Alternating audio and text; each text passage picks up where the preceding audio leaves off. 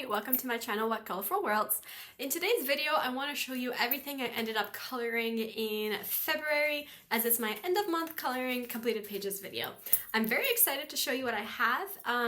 It's been a really good month for me, and that's in part because I had created a coloring challenge where I challenged myself to do 14 pages related to Valentine's Day, and I did successfully complete that challenge. It meant that I powered through and got way more pages done than I normally do in a month. Normally, I end up coloring maybe 7 pages, not 17 pages. And so it really forced me to just color in quantity. And part of the benefits of coloring in quantity I discovered in this process was figuring out how to do different techniques that I might not have tried otherwise. And I'll go over those when I go over the pages individually. But if I were to look at the stats, I guess, of what I have, I've done 17 pages, like I mentioned, covering 7 different artists, covering 11 different books, and covering 13 different materials as well. So it's a very productive month for me. Overall, very happy with what I did this month, and let's dive into the video and see what I created. So the first page I want to show is from Rita Berman's Africa book, and that is this flower page over here.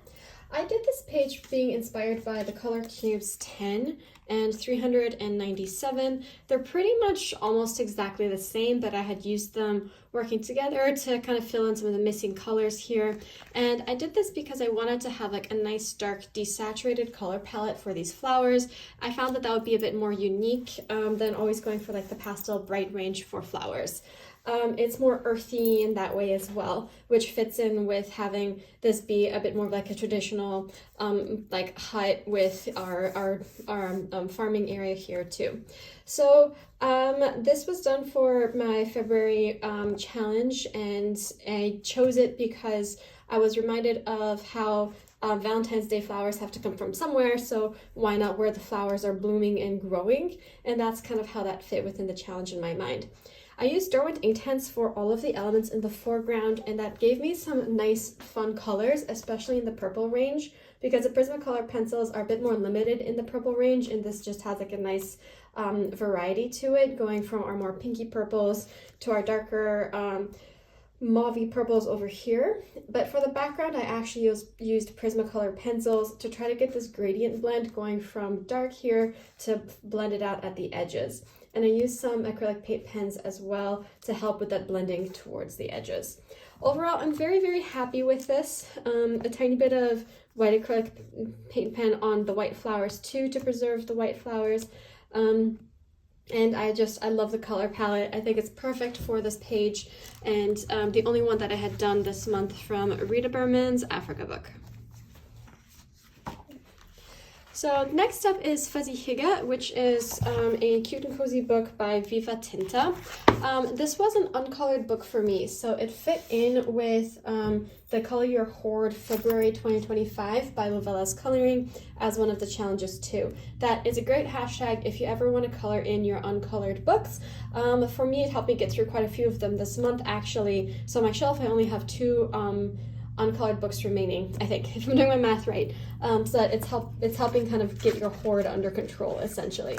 But I bought this because I was interested in exploring the cute and cozy coloring style, and since it's been popping up everywhere, and it seems like a really fun way to decompress and maybe even have a palette cleanse in between bigger coloring pages. So I did this one here first, and I did this in part because I had a bear in it. I'm trying to do the Wild Year of Color 2025 hashtag challenge by Jamie's Coloring Love. Every month she picks a different animal to color, and this month's animal was bear. So this was the only one that I did for that challenge, but I'm glad I did it because, like I said, I want to follow that as a year-long challenge to follow. I used alcohol markers in this one here, and for the most part I was happy with everything. Like, I got the smoothness of the blend down. I think the colors do work well together. It's just this wooden border paneling here, and the wood effect and textures here were absolutely terrifyingly atrocious. Like I messed that up badly. So what I decided to do was turn this into a teaching moment for myself. I wanted to figure out then, how do you color wood texture in this cute and cozy style? So I went online, I looked at a few different tutorials, and I just combined them together into my second page, which is this one over here. So I did a second page just so that I can practice this wood texture, and this is the page that had like the most amount of wood in it, with this big floorboard over here. So I tried another limited color palette. I wasn't really picking colors cohesively that worked together, it just happened this way. I was trying to repeat as many of the same color elements as possible too, and again doing like a second color line for the shadow, and then jelly roll highlight over there to kind of give some dimension and texture. Same here with the wall, you can kind of see the shadow on the wall. So I was happy with those techniques that I was developing. I wish I chose a different color for this fox here. This terracotta is nice for being a fox as a foxy color, but it doesn't really match the tone of everything else, which is a bit more pastel tinted versus earth tone tinted. And he also blends a tiny bit into the background, which I don't like. So if I were to change anything, I would have made this a different color, just so that everything could match a tiny bit better. But I was not following any color palette ahead of time, I was just coloring as is. But the main thing, like I mentioned, is focusing on the floorboards. So the trick I found is, after you do your base coat of one layer, pick a darker pencil to kind of give it like outline, so like at the edges of it, and then on one of the edges of each of these floorboards. And then using the same original color first, you do little swirly patterns. So the patterns go from swirl to broken lines and dots. So swirl, broken line, dot, swirl, broken line, dot, and that's kind of like the pattern you do for the floorboard. After you do that with the original color, you then do it again with the darker color, which you had used for the shadows, and you finally end with a fine liner. So I have a brown fine liner Staedtler pen that I used to do the final kind of detailings on top. And finally, I used my jelly roll on the light side of it to have like a bit of a highlight. So that way the floorboard has a bit of a shine to it, and has a tiny bit more dimension. So that's how I figured out how to color floorboards, which was very helpful and useful. So there you go, the two that I did with Fuzzy Hygge by Viva Tinta. So next I want to look at It's the Little Things by Creative Paula. Creative Paula is a YouTuber, and this is the coloring book that she had created. I like buying things made by other YouTubers to kind of support small businesses, so I thought I'd add this to my cute and cozy collection. Again, this was an uncolored book for me, so it fit in with the Color Your Horb Feb 2025 prompt, as well as my 14 for February Love Challenge. I began by doing the intro page over here, and I chose, as you can see, the same color palette as this here because I just wanted something easy to follow with, to just kind of like dip my feet in the water, so to speak, into the world of cozy coloring. This is the first one that I did in the cozy cute coloring books that I own. So for this background, for these stripes, instead of using a ruler, I actually used a stencil for that, and some distressed inks. And then over here I used my alcohol markers and some jelly roll pen on top of that. I also used the colorless blender to try to get some extra stripes and patterns in too. So overall, it was just like a fun page to introduce myself to the cute and cozy system. The next page that I did was this one here. And this one was fun to do as well. In my mind, I was imagining having the sky be kind of like galaxy night sky-esque, and then you have this explosion of a rainbow for contrast. I think everything works really well together. I'm glad that I got like a bit of a metal effect here by going from like dark to light. However, my blending, as you can see, is atrocious. I need to work on blending if I'm to improve in my alcohol marker skills.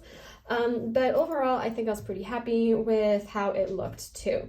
What's funny about these is that cute and cozy is not really my style, right? Like, I'm a Kerby girl. I love the intensity of the details and the shading that you can get with Kerby. But even though when I was first coloring in these and I was like a bit uninspired by the simplicity of it, like I don't have any lines for my shadows and my shading, once you add color to the page, it actually becomes really fun and pleasant to do. So another kind of good like color, palette blending it's sort of page. So I think I'll keep coloring in these ones here. I'll definitely try to finish this book at some point.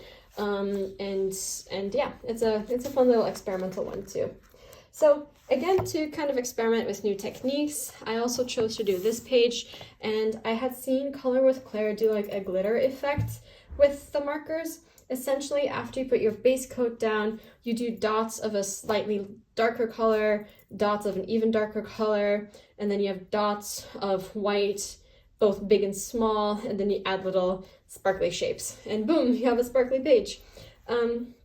This was done again before I learned how to do wood, so I have another wood disaster in the middle. But I think the sparkles overall work, and the color palette overall works too, so it was a fun page as well. The nice thing about these alcohol markers and the cute and cozy coloring books is that I feel like it's really easy to really quickly advance in your skills. So I've only covered, what, 5 pages so far in this style, and I've gone over how to do a even gradient. Like this background is alcohol markers and there's no streaks, so that's something I learned. I learned how to do a sparkle effect. I learned how to do the wood effects. I learned how to do like single shadow drops, and so yeah, ultimately, like it's a fun way to develop your skills quickly, and is what I have to say about cute and cozy coloring, I guess. A bit quicker than learning how to improve in coloring pencils. Like, I think it took me 5 years to learn how to blend a coloring pencil versus 5 tries to learn how to blend alcohol markers. So it's much quicker, much faster, and gives you like a small win whenever you need a bit of a pick-me-up. So there you go. Those are the 3 that I did in Creative Paula's It's the Little Things coloring book. All right, this is the last of like the small books, and then I'll get to the bigger books as we move on. This is from Johanna Basford's Little Victory book, and I had done the heart page over here. So this heart page was inspired in part by this color palette here, but then I kind of switched things around, added in yellow. I went more towards a peachy pink than a pinky pink, but I kept the green. I liked the green. And so it's partially inspired by color palette 032. For this one here, I used Prismacolor pencils and a gold jelly roll. So I wanted to get a gradient in going from dark to light towards the center of the heart. And then I did the green leaves, and then I added in the yellow for the flowers because I needed to have another color present. Otherwise, the flowers would have blended into the background if I used the same colors. And I liked the detailing that I have with the gold. You can see some of the shine there. That was just really satisfying to do. So I used that for all of the stems and also to outline the flowers. In order to kind of make this gradient come in evenly, what I kind of did, here I'll just use my random pencil, is I just like in the air, not touching the paper, but in the air, I sort of traced where like a heart shape would be. And that kind of gave me like a sense of, oh, it should be like around the edge of this flower is when I stop that color and start another color. Or here, like a second like mini heart shape starting from the center. That's where I decided to preserve the white as much as possible. So that's something I suggest you do too if you're trying to get an even gradient blend in, is you can kind of get a sense of where it is by drawing the shape in the air above it and kind of seeing where the edge of the shape lands, and that gives you like a bit of a guideline to figure out how your blending goes. This random atrocity, by the way, is my way of trying to preserve and use as much of my pencils as possible. It works great. You just take a wooden dowel and you super glue the tip of your pencil on it, and then you can sharpen it down as much as you want in your sharpener, and you can get some really, really small pencils here. Case in point, these are the remains of a black pencil and a white pencil. So the system works really well to kind of like use up your pencils as much as possible. I decided to stop there so I can have like my little collection of completed pencils in my little tea box. So that's a tip for you if you want to save your pencils, glue them to a stick, they can still sharpen, and you have a working pencil. Anyways, so that's the only one I did in Little Victories by Johanna Basford. So next up is Magical Worlds. This is my project book where I'm hoping to do a full book color along up on the channel for all of the different pages in this book. And it's turning out to be a bit of a harder challenge than I anticipated, because it's easy to kind of get into the color block realm if you're not just coloring for coloring's sake, but you're recording it and trying to put it online. But you know, once in a while you come to a page and you're like, aha, I know what to do with that page. And this was one of those pages, so that's kind of why I dived right into this page here. I was inspired by this color palette, and that's 42 by Johanna Basford. And the reason this one here works for me is because it had these candygrams, and so that fit in with my February challenge really well, because, you know, candygrams taste disgusting and for some reason are really popular on Valentine's Day. But the color palette was cute, candy, pastel, woohoo, it worked out. So I based these using something called an Ecoline brush marker. Those are watercolor markers essentially, and they're super transparent and have a brush tip. So I use those to kind of base the bottom of the page, and that allows me to kind of kill the tooth of the paper and have my color lay down ready to go, and it helps you just visualize as you block in the different colors.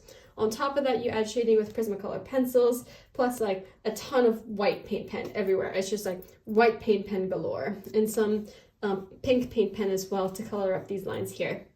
And so covering up the black lines just kind of gave it like a nice painterly effect.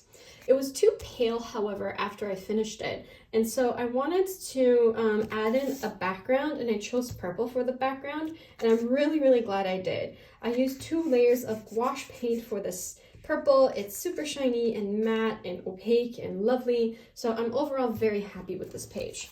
Because this technique worked out super well, I'm actually thinking of continuing it for the rest of the candy pages here. And so my future coloring idea is to, use the same color palette for this, but instead of having a purple background, I can alternate and have like a pastel yellow background or a pastel pink background. And I'm thinking of actually drawing in like one of those circular candy lollipop thingies, like this one here in the middle. And I think that could just be a way of like adding in an extra element too and altering the page a tiny bit. So that way it's like similar enough, but not completely repetitive, and have a bit of consistency between all of the different candy pages in her book. So that's like an idea I have for the future, based off of what I did on this page. All right, and then the last page that I did in this book is this one here. And so again, I did this for my coloring challenge, and also because at this point I was on a dragon roll. I did these 4 baby dragons. Might as well do this dragon. Maybe in March I'll finish this dragon and just finish all the dragons in this book.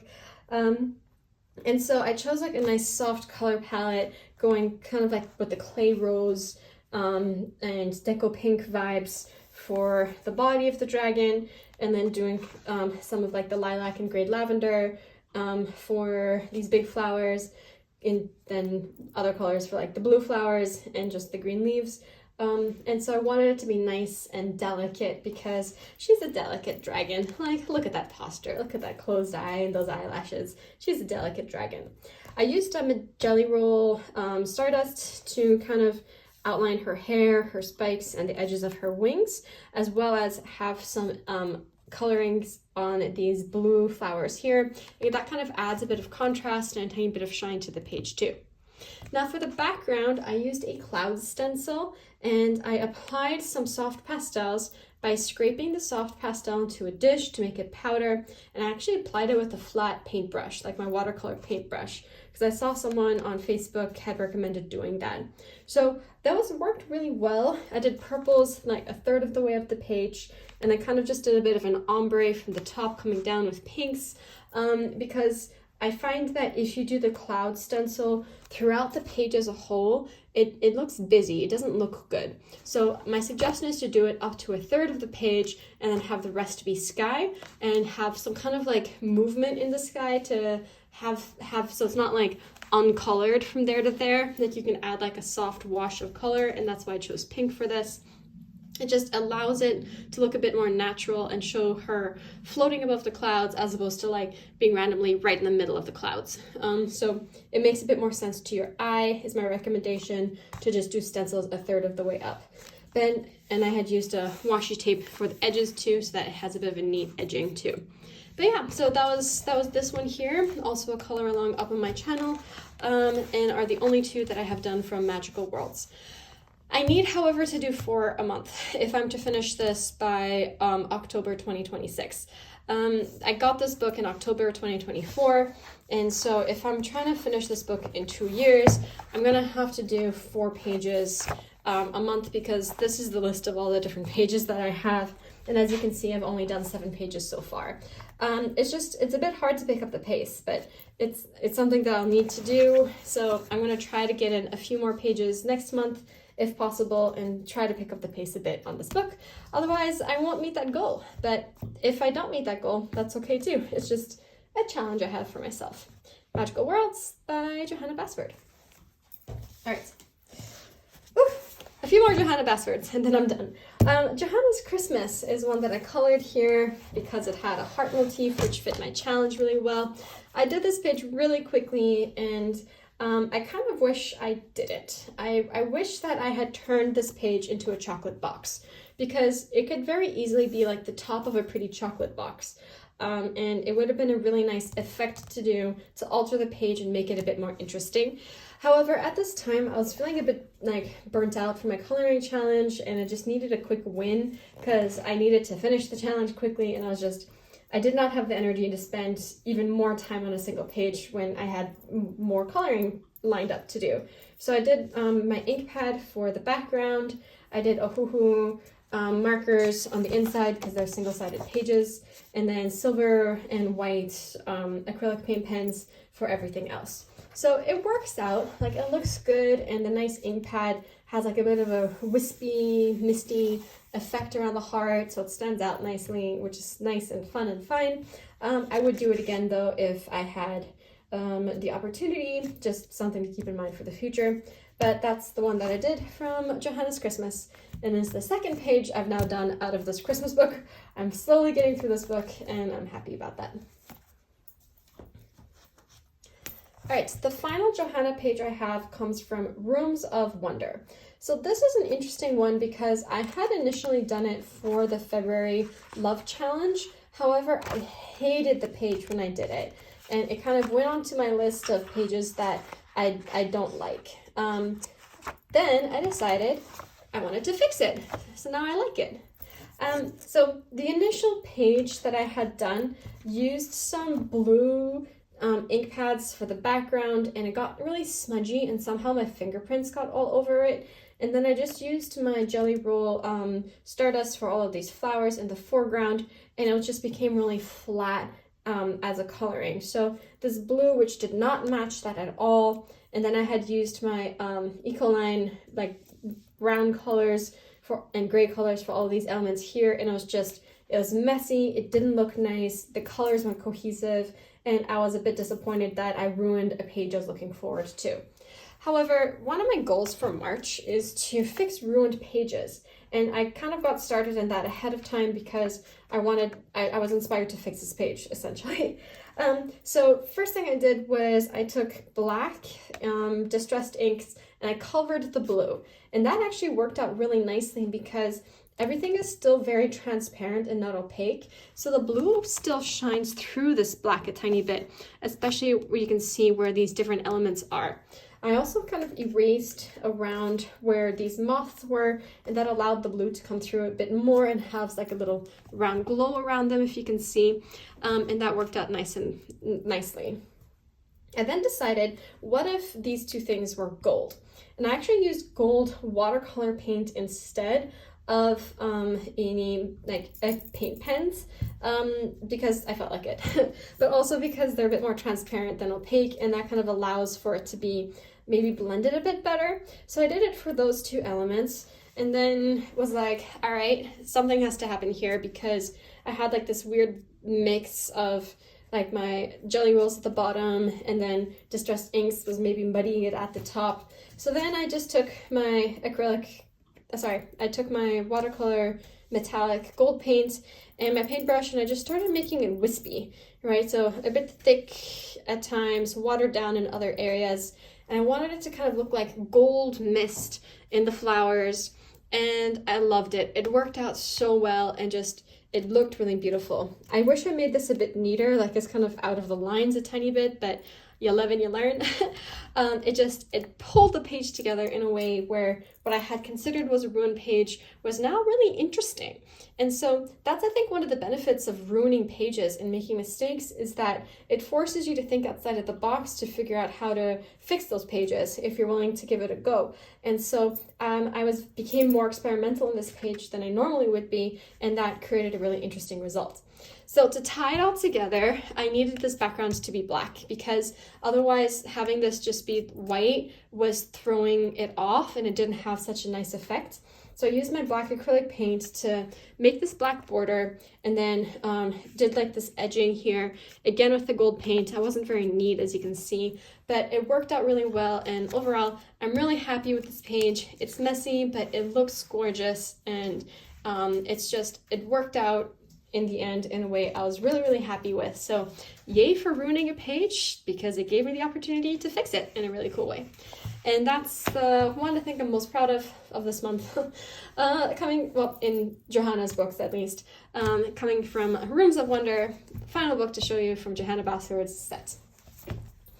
Alright, Hanna Karlzon is next, and I have 2 books that I have colored in Hanna Karlzon's works. I'll start here with Good Yule, which is her other Christmas book. So for this one, I had done this little heart. And this one here was inspired by Erica from Elm Colors, because she created a video showing how she uses her water mediums for backgrounds. And even though she had done this same piggy heart using Albrecht Dürer watercolor pencils, I had only some neocolors. I have a small set of 12 neocolors, so I just did neocolors instead. But what I love about it was something I've been struggling with is preserving the white of a background. Here, I'll show you what I mean. I had done these pages earlier, and as much as they're nice, when I was first doing these, I had in my mind's eye this wispy background with, like, you have touches of color in white. And of course I covered the whole page in my Inktense pencils, and then lo and behold, Inktense being intense, it got very, very vibrant in the background. It didn't have like this misty like color blend that happened. It was just too intense essentially. And that's because I didn't leave any white spaces. And so her tip is to, when you color, just put colors in certain areas and leave the rest white, and that's kind of what will allow it to blend together in a softer way. So I trusted the process, I did that, and I'm really glad that I did that because it looked really nice in the end. She also added in small little hearts, so I added in my little green and blue and white hearts as well, and kept it just to this limited color palette. Another thing I did, which is interesting, is I actually based these piggies with like chalk pastels, and that's so that with skin color in general, like whatever skin color you're trying to do, if it's on a pig, if it's on a person, it's really hard not to get it streaky. And so I did see someone online once, or a friend recommended actually, to base it with chalk pastels before doing coloring pencils on top of it, and that just allows for it to look a lot smoother. So that's what I did for these 2 piggies. It worked well, and maybe that's a technique I'll try in the future for humans one day. So just another thing that I kind of learned in the process of coloring this month. And this was my first page done in Good Yule, so another Color Your Hoard book taken care of this month. Alright, so Tales from Atlantis is another one that I did, and I used the same process as Good Yule. And so I did this as a buddy color with Jane over on Coloring with Jane. She used to be known as Colored with Love. And it was fun. She has a really cool one. I'll show that over here. She kind of went for like a night and day theme, and that was really fun and pretty too. So I did the same Erica trick with the background of having it be a bit more wispy and washy. So left that white there, added color there, And she also suggests when you have a design, have the color kind of bleed out of the design a bit for interest. So that's why I have the color bleed out a tiny bit just on some areas of the face, but like not over here, for instance. And that asymmetry gives it a bit more movement. And that's what I was aiming to do as a technique this month with these pages. And I had a limited color palette. I actually used pretty much the same color palette as this, with the greens, the blues, the pinks. I just added in some processed reds to make that a bit more pinky. I just wanted some similarities between the two, skin to skin. I just basically used the same pencils twice. And that was helpful because I had a color palette in mind. The pencils were already out. I was able to go through it fairly quickly, and I did this within a day. So that's what I have for Hanna Karlzon, 2 different pages done in her books. Okay. So next up, I have Eriy's Romantic Country, the first tale. And interestingly enough, this ended up being an uncolored book too. So one of my challenge goals is to color in at least one Eriy Romantic Country page a month. And I had thought, since I've been doing this since June, that I had colored in this book. But it turns out I kept on picking book 2 or book 3. Book 2 is my favorite. And this was an uncolored book without me realizing it. So yet another one down for Color Your Hoard from Lovella's Coloring Journey. So this page I picked because of another coloring challenge I'm following, which is from Jordy Colors. She has Color the Fairytales 2025, where every month she picks a different fairy tale for you to try to find in color. So I love that idea. And along with Jamie's Coloring Love, I now have like 2 year-long challenges which I'm following, which help me pick my pages for each month. This is a regular Eriy page of your main character, who's the girl who's walking through the forest, but I turned her into Little Red Riding Hood by kind of like whiting out the top of her dress here with a paint pen, and then turning her hair into a hood, essentially, because it kind of does look like a hood that's like ruffled at the edges a bit, right? Like I can imagine like a drawstring which made those ruffle lines. So now she's Little Red Riding Hood off towards the cottage for her grandma with a little basket, not knowing the dangers that lurk inside with the wolf. So that's the vibe that I went for.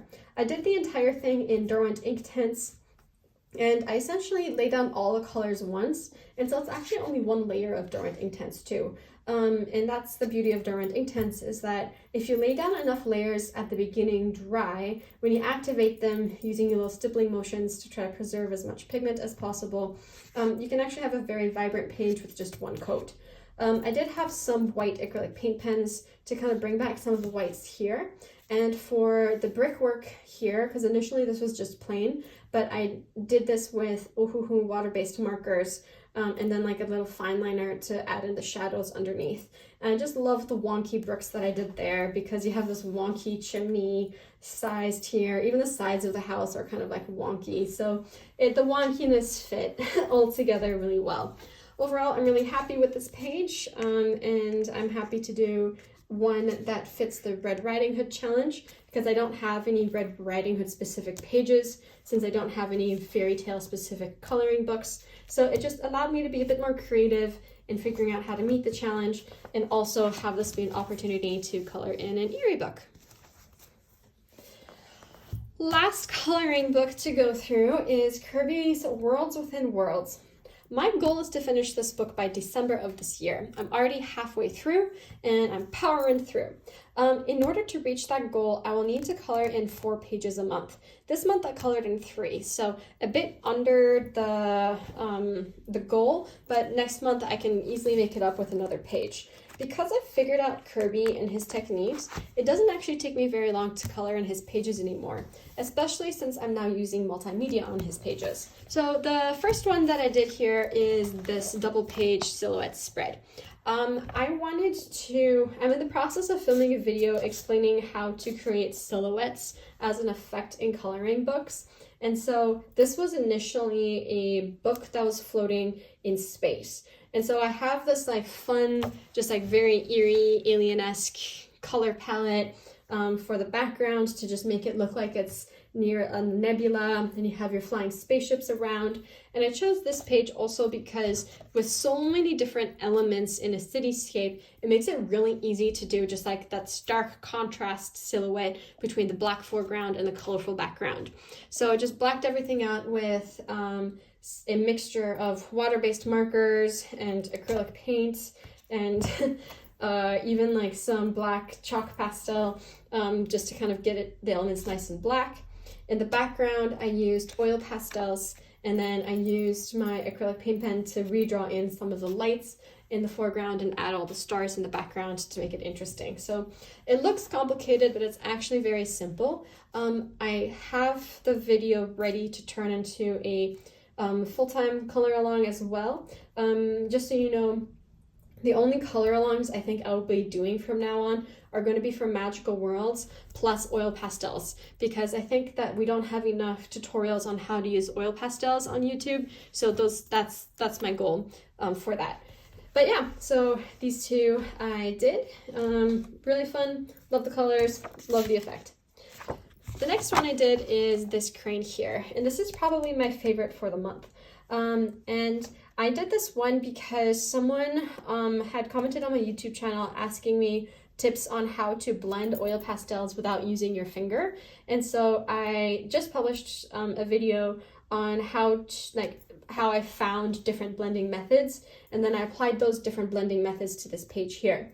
Ultimately, you use a blending stump, or you can use odorless mineral spirit and a paintbrush, and those work really well to blend oil pastels without using your fingers. And so that's what I did and experimented on for this page here. So these cranes are called red-capped cranes, I think. So I just used Pinterest to find some reference photos and just followed that as a color palette. And I really like the contrast between like this primary red with the soft pastel sky. I think that's a nice contrast. I'm not sure if I love all of the elements on the back of the crane. Like maybe I could have made the trees white and just have everything blend into feathers so that it's not so visible as a world within a world. But I did what I did.